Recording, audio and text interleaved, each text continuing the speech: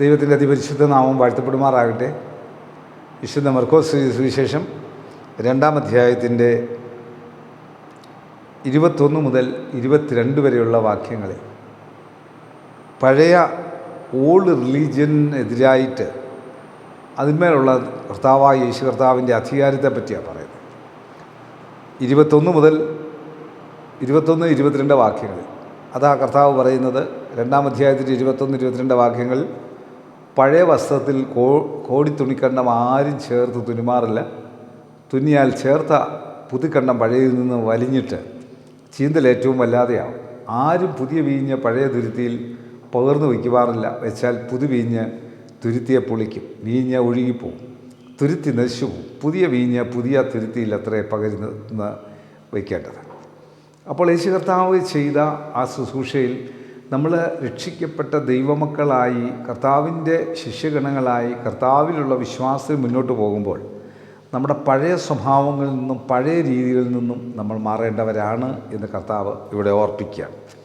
അതുമാത്രമല്ല, ഓർത്ത് ശബത്തിനെ പറ്റി 23 മുതൽ 28 വാക്യങ്ങളിൽ ഈ കള്ളഭക്തി, അല്ലാതെ നമ്മൾ ചുമ്മാ കാണിക്കാനുള്ള ഭക്തിയെപ്പറ്റി 23 മുതൽ 28 വരെയുള്ള വാക്യങ്ങളിൽ കർത്താവ് പറയുകയാണ്. അവൻ ശബത്തിൽ വിളഭൂമിയിൽ കൂടെ കടന്നു പോകുമ്പോൾ അവൻ്റെ ശിഷ്യന്മാർ വഴിനടക്കയിൽ കതിർ പറിച്ചു തുടങ്ങി. പരീശന്മാർ അവനോട്, നോക്കൂ, ഇവൻ ശബത്തിൽ വിഹിതമല്ലാത്തത് ചെയ്യുന്നത് എന്ത് എന്നാണ് പറഞ്ഞു. അവൻ അവരോട്, ദാവീദ് തനിക്ക് കൂടെയുള്ളവർക്കും മുട്ടുണ്ടായി വന്നപ്പോൾ ചെയ്തത് എന്ത്? അവ അബിയാഥാർ മഹാപുരോഹിതൻ്റെ കാലത്ത് ദേവാലയത്തിൽ ചെന്നും പുരോഹിതന്മാർക്കല്ലാതെ ആർക്കും തിന്മാൻ വിഹിതമല്ലാത്ത കാഴ്ചയൊപ്പം തിന്ന് കൂടെയുള്ളവർക്കും കൊടുത്തു എന്ന് നിങ്ങൾ ഒരിക്കലും വായിച്ചിട്ടില്ലയോ എന്ന് ചോദിച്ചു.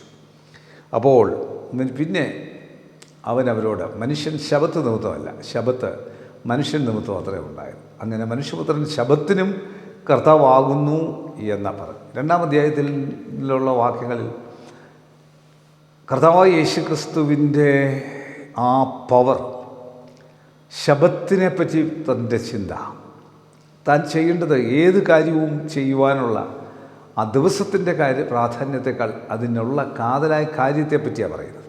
അതിൻ്റെ അർത്ഥം ശബത്ത് നമ്മളെ ഏൽപ്പിച്ചിരിക്കുന്ന ഞായറാഴ്ചകൾ വിശുദ്ധ ആരാധനയും ആലോചനകളും ഒക്കെ ആയിട്ട് പോകുമ്പോൾ, പ്രാർത്ഥനകളും ഒക്കെ ആയിട്ട് പോകുമ്പോൾ, മറ്റ് ആലോചനകൾക്കായിട്ടും മറ്റ് ഇന്ന് ട്രിപ്പ് പോകാനും, നമ്മൾ ഈ ടൂറിസ്റ്റ് പോകാനും, പിള്ളേർക്കുള്ള ക്ലാസ്സുകൾ നടത്താനും, ഗവൺമെൻറ് പോലും ഇന്ന് ടെസ്റ്റുകളും ക്ലാസ്സുകളും ഒക്കെ ഞായറാഴ്ചകളിൽ വയ്ക്കുമ്പോൾ ഒരു ആത്മീയ അന്തരീക്ഷത്തെ തകർക്കുന്നതായിട്ടുള്ള ഒരു മനുഷ്യനൊരു ഒരാഴ്ചയിൽ ഒരു ദിവസം പൂർണ്ണമായി ദൈവവുമായി പറ്റി നിന്ന് ചെയ്യേണ്ട കാര്യങ്ങൾക്ക് പകരം യേശു കർത്താവാണ് ഇതിന്മേലുള്ള അധികാരമുള്ളവനായി അതിനെ നമുക്ക് തന്നിട്ടുണ്ട്.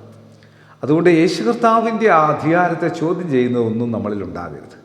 കണ്ണുകളടയ്ക്കാൻ പ്രാർത്ഥിക്കാം. കർത്താവേ, യേശു കർത്താവിൻ്റെ അധികാരത്തെ ഞങ്ങൾ സ്വീകരിച്ച് അതിൻ പ്രകാരം മുൻപോട്ട് നീങ്ങുവാൻ ഈ വചനം കാണുന്ന കേൾക്കുന്ന എല്ലാവർക്കും കൃപ നൽകണമേ എന്ന് പ്രാർത്ഥിക്കുന്നു.